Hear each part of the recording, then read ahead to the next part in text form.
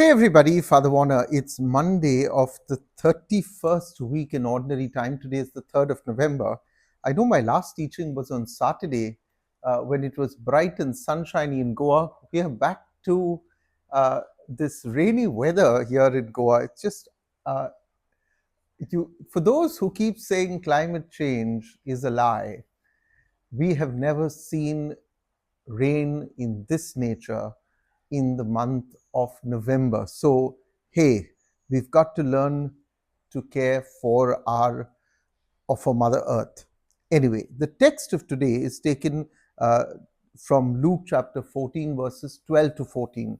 Now, it's just three verses, 12, 13, and 14. But if you remember, we left off on Saturday at verse 7, or rather verse 6. So, what I thought of doing was doing verses 7 to 14, some parts briefly, so that we catch up.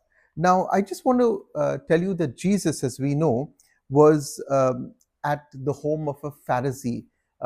He was obviously a very respectable Pharisee. And we see in the Gospel of Luke that Jesus has accepted dinner invitations thrice from Pharisees. Let me give you the text from 7 chapter 36 to 50, 11 chapter 37 to 43, and today's text chapter 14, 1 to 24. I told you this was a long dinner conversation that Jesus has. And as we've known, that these invitations really didn't go down well for the Pharisees because Jesus saw through their evil intentions. Now, the Pharisees, as we know, even from Luke chapter 5:30, often complained about the company that Jesus kept at table. Remember that for a Jew to invite somebody to their table was an indication to say that you were part of the inner circle. Now, we know for a fact that that was not the case in with the Pharisees, but by Jewish custom, to be invited home was to be part of the inner circle. And the Pharisees have complained he sits with tax collectors, he sits with sinners, and then they also attacked his associates as they how they secured food on a Sabbath. We saw that in chapter 6, verse 1 to 4, when his disciples were hungry and began to eat.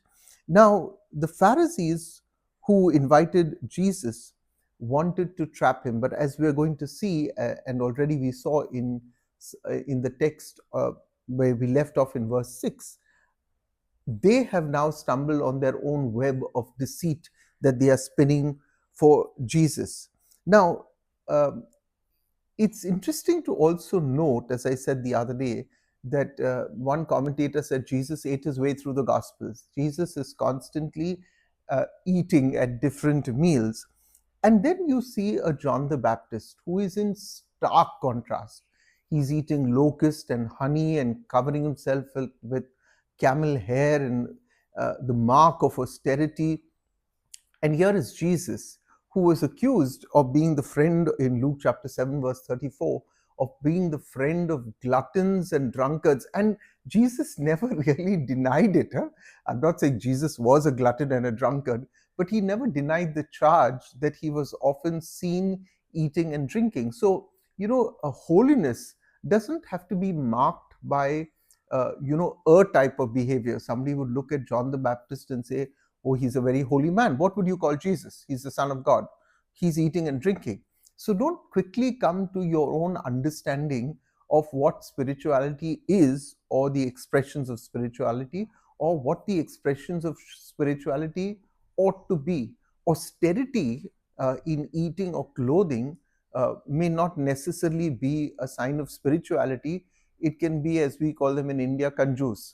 A man who doesn't want to spend it all, a miser. It could be that. So let's not come to these quick conclusions on spirituality. A person who kneels and prays very devoutly is more holy than a person who sits with their legs crossed. I'm not saying that in a church sitting with crossed legs is a sign of reverence, but it's certainly not a sign of being unholy, or somebody else being more holy. So there's a marked difference between the food habits of Jesus and John the Baptist. Now, uh, today at this meal, Jesus has already confronted the Pharisee who had invited Jesus. We saw this when they asked, "Is it lawful to heal on the Sabbath?" There was a man with dropsy sitting there, obviously another plant. They wanted to trap Jesus, and as I told you, that Jesus tackles them both on the principle of the law and the practice of the law. On the principle of the law, he said very clearly in verse 3, he said, "Is it lawful?" He was asking the lawyers and the Pharisees who ought to have known the law. And there was nothing in the law of Moses that said you could not heal on the Sabbath. And then in practice, Jesus confronted them of their own hypocrisy. If you had a son, if you had a donkey, if you had an ass that fell into a ditch on the Sabbath, what are you going to do? Say, I'm going to wait till the Sabbath gets over and then rescue my donkey? No, you, in practice, you would do the same.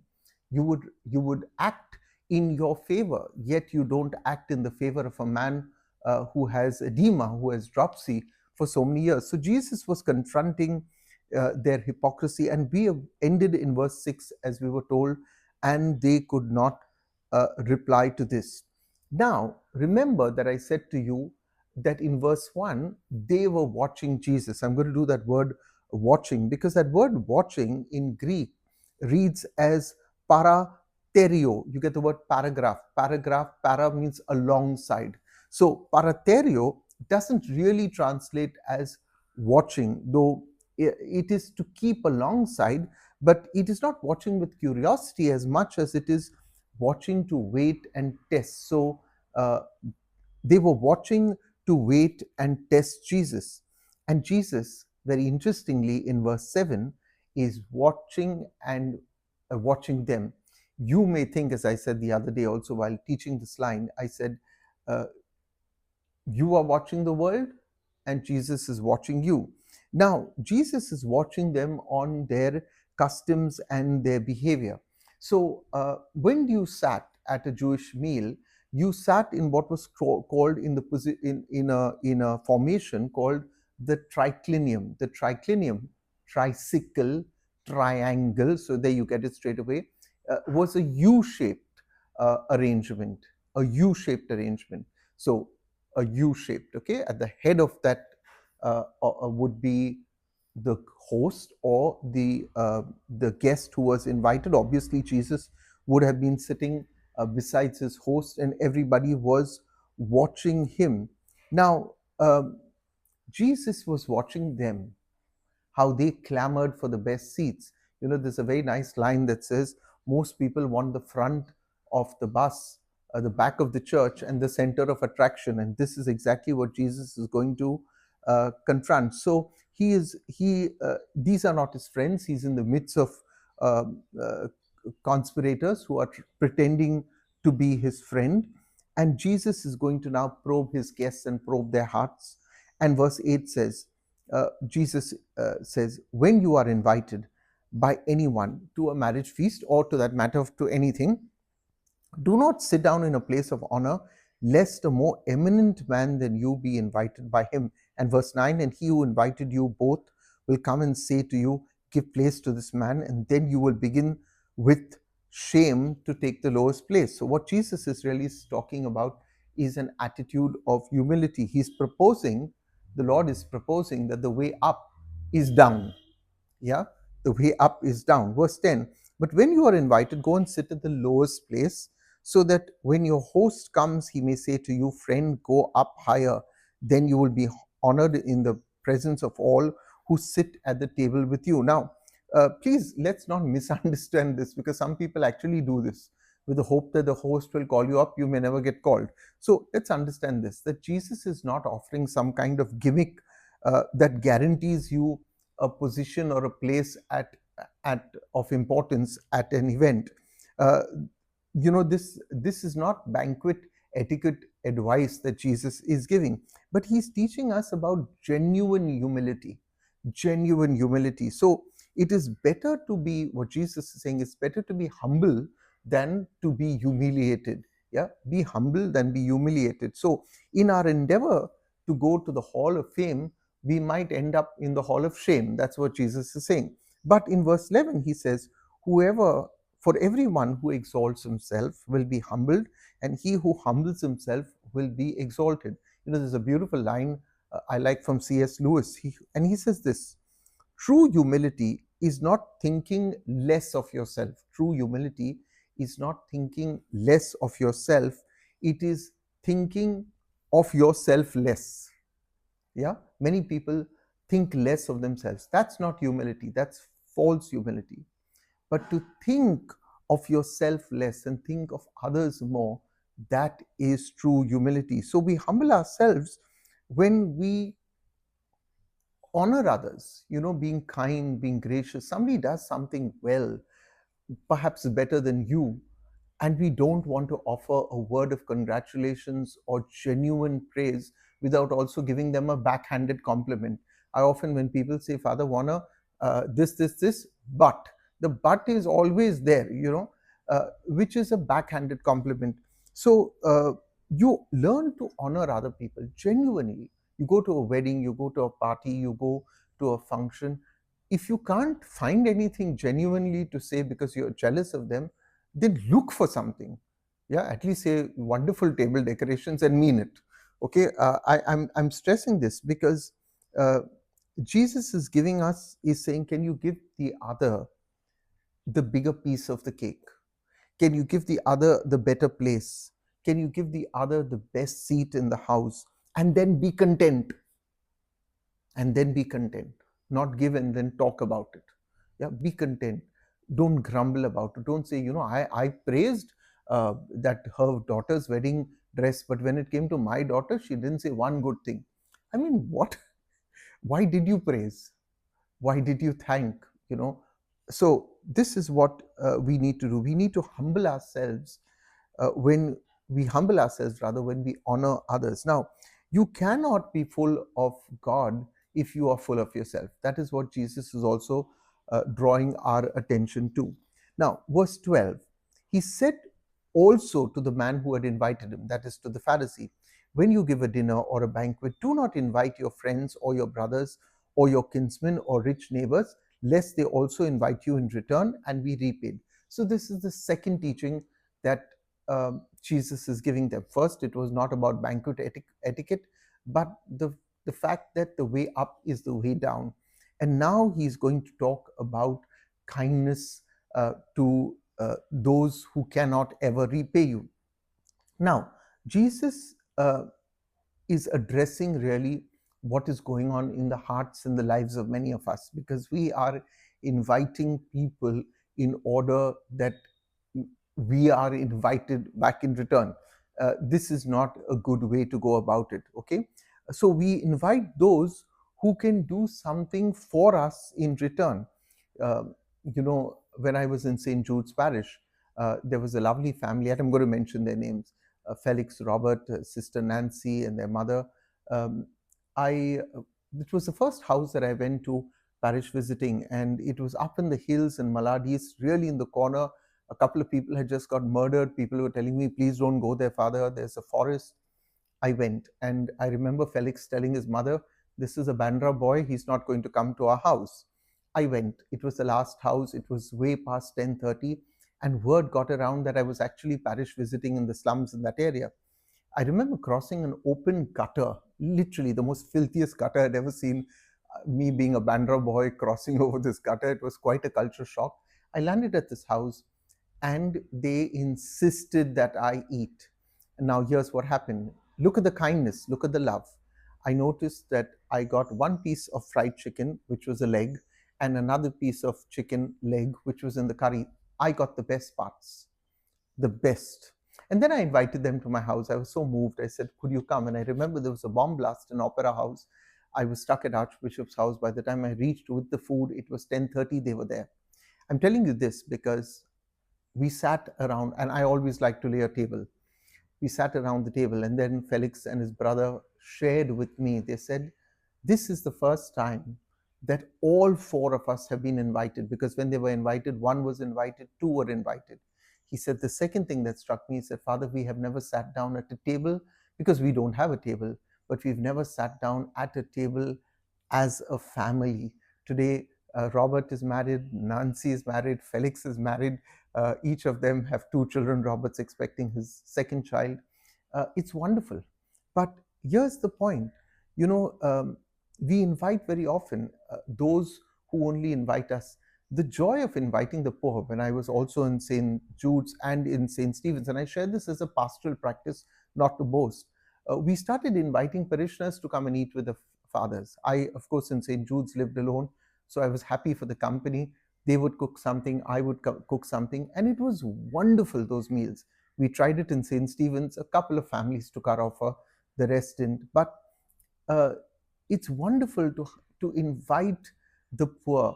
I remember one parish priest telling me, Bishop Percy telling me this, that when he was in America, his parish priest used to invite a complete stranger, a complete vagabond to the table, to the table to eat. And this is living out the gospel. This is truly living out the gospel, and we need to incorporate these pastoral practices where we have the poorest in our parish sitting at our tables in the rectory and enjoying a wonderful meal. Yeah. When I was hungry, said Jesus, you gave me to eat. So Jesus is saying that he's not saying this. He's not saying it is wrong to invite your best friend or your relatives or your brothers to a meal, but it is wrong to only invite your best friend and a rich neighbor and your brother. That is wrong. Do you care about the poor man who has no friend at all? So, if you have this policy of what we call you scratch my back, I scratch yours, you invite me for your daughter's wedding, I invite you for yours, then this is not being Christian. Now, in verse 13, Jesus is going to be speaking on behalf of the poor.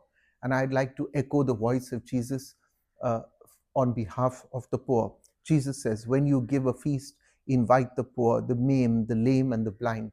You know, for my parents' Golden Jubilee 7 years ago, this December, they'll be 58 years of marriage.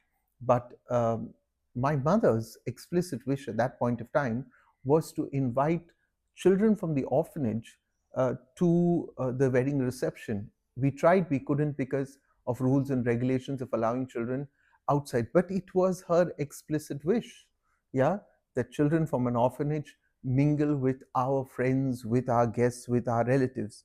So when you give a feast, invite the poor, the maimed, the lame, and the blind. So how do we treat others? That's the point Jesus is trying to make, especially those who are unable to pay us back. How do we treat those people? Your domestic help. I've often made a case for domestic help.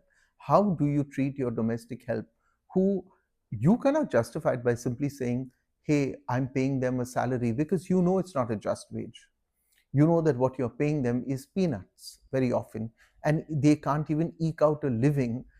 And then, you know, there are cruel people who, when your domestic helps children are sick, they will reduce their salary and say, well, you didn't come. This is cruelty. This is absolutely, you cannot justify yourself at all before God if this is the kind of person you are. So we choose people who, within or above our social class, to come to our programs. We never invite people below our social class. It's always those who are within or above. And, you know, I think if we start this trend of inviting people below our social class and give them an honored place, because if you notice, sometimes we also invite our domestic help for our functions, and they automatically take the last place, the last corner seat. Have you noticed this? Because they feel that they are unworthy, and we have never raised them. Imagine we say, no, you are an honored guest. You are the one who, you know, maintains our home every day and keeps us happy and cooks for us. You are our honored guest today. Today, we want to give you the place of honor. That would be being Christian, says Jesus. Now, the emphasis, sadly, is on status rather than on character. We don't look at our domestic help's character. We look at our domestic help's status. So in this world today, we're very status conscious. We're not character conscious. Our domestic help may be the most honest person, but we will call the most dishonest rich businessman to our daughter's wedding. No character, but has status. But our domestic help is honest to the core, but perhaps no social status. I want you to think about all of this. I'm not judging anyone. I'm asking you to think about it. And it's never too late, even if you're 77 or 79, to bring about a change in your life. There was a 72-year-old lady who told me, Father, you need to smile more often in one of the comments. So it's never too late to give advice. It's never too late to receive advice and to acknowledge, yes, I don't smile perhaps too much. I need to start smiling while I teach. Yeah, maybe sometimes I get so passionate, I look more grumpy while I'm teaching, but it's not. It's really, I'm extremely passionate, and sometimes I get a little, I treat these videos not as an intellectual exercise.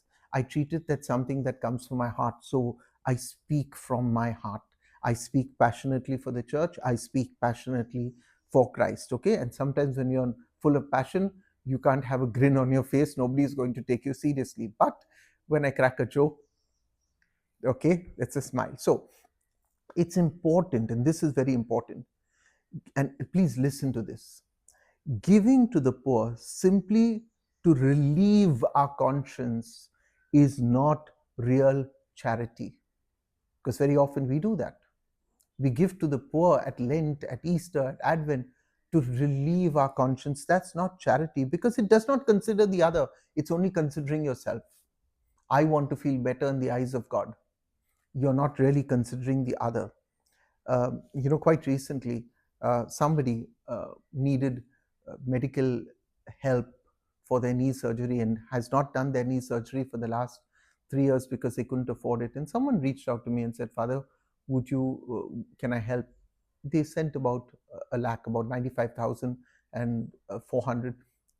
And I know that we need much more to help this person, but I was thinking of the generosity of heart.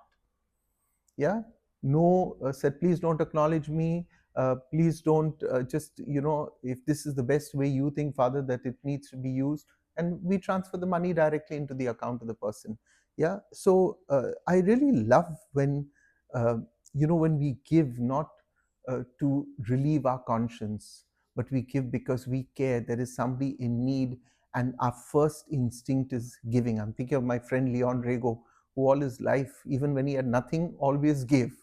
Yeah, there are some wonderful people on the internet. I can't get the name of one chap, is goes by the name of Hussein, constantly caring for the poor on the road, especially old ladies who are selling little things along the way. These are great people. They give out of out of the goodness of their heart, not to relieve their conscience.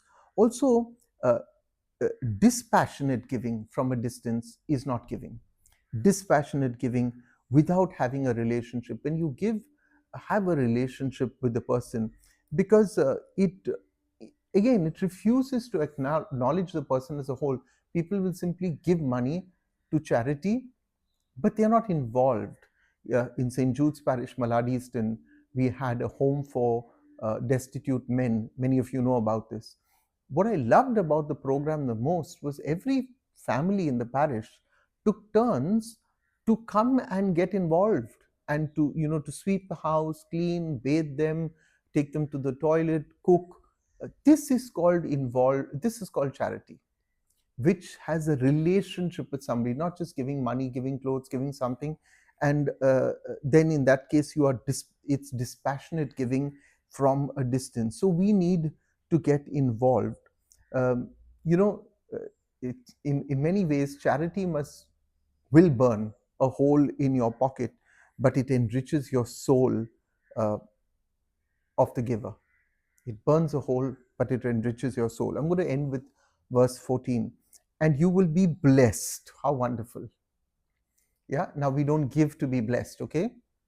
But you will be blessed because they cannot repay you. They cannot. Many years ago, I was at the funeral of a lady. I quite forget whose, but at the end of the eulogy, one lady just got up, came to the mic, and said, you don't know me, but I have to say, this woman helped me. She helped me, she helped my children, she rescued us from poverty, and she went, and everybody was stunned, was absolutely stunned. And here's the strange thing that happened. Another person got up and said, I also have to testify. This woman who had passed away was a giver, and no one knew. And that's charity. A charity. So you will be blessed because they cannot repay you. You will be repaid at the resurrection of the just, not just at the resurrection, at the resurrection of the just. So do not confuse privilege with blessings. And let me explain this. Many of you might say, oh, God has given me this beautiful house. I have a beautiful house in Goa. God has given me this beautiful house. He's given me wealth. He's given me, this is my, this is, this, I'm privileged. Therefore, God is blessing me. No, you are privileged. Thank God for that. So that you can be a blessing to others. Do not confuse privilege with blessing. So many are fascinated today by Christianity, yet we are not called to fascination, but we are called to kingdom fidelity, and kingdom fidelity demands that we care for the poor. There are fascinated Christians. They are not faithful Christians, because when you are a faithful Christian, you are called to live out verses 11, 12, and 13. You are called to live it out. Our giving, sadly, today is often corrupted by our self-interest and the hope of of favors in return. So much of our giving, it is corrupted, and the word is corrupted. The minute you give with the hope of receiving, your giving is corrupted. It is gone. Love really means giving without exception. And love means giving without expectation. Have you realized today, even in marital relationships, many people are having a problem because they love because they have an expectation of receiving love in the same way. We often say, please don't have expectations, unreasonable expectations. Reasonable, yes. But love, even charity, and that's what caritas means, where love and charity exist, there God is. Charity means giving without expectation. Live with that eternal perspective, my dear friends, in mind. Um, Reward is yours, it will be yours, but as Jesus says, not here, not on this earth. If you are seeking human reward and human praise, then you've had your reward. But if not, it will be given to you at the resurrection. I want to end with a text from St. James, uh, chapter 1, verse 27. And this is what I love about the scriptures, which are never dandied around. Religion that is pure and undefiled, pure and undefiled before God and the Father, is this: to visit orphans and widows in affliction. Religion that is pure and undefiled is one, to care for the poor, visit orphans, widows, and the afflicted. Don't stop there only at widows and orphans and afflicted. You can do much more. Second, to keep oneself unstained from the world. If you follow the ways of the world, if you're seeking status rather than character, then you will get status, but you will never be surrounded by people of character. I hope this teaching has helped you. I'm going to see you again tomorrow, as I always do. Share this teaching with others. Please leave your thoughts, leave your comments. Um, Also, don't forget to like this video. It's just a matter of hitting that like button, because the more you comment, the more you like, the more you share, these videos play out on YouTube for many more to listen. Thank you. God bless you. The Father, Son, the Holy Spirit. Amen. I'll see you again tomorrow.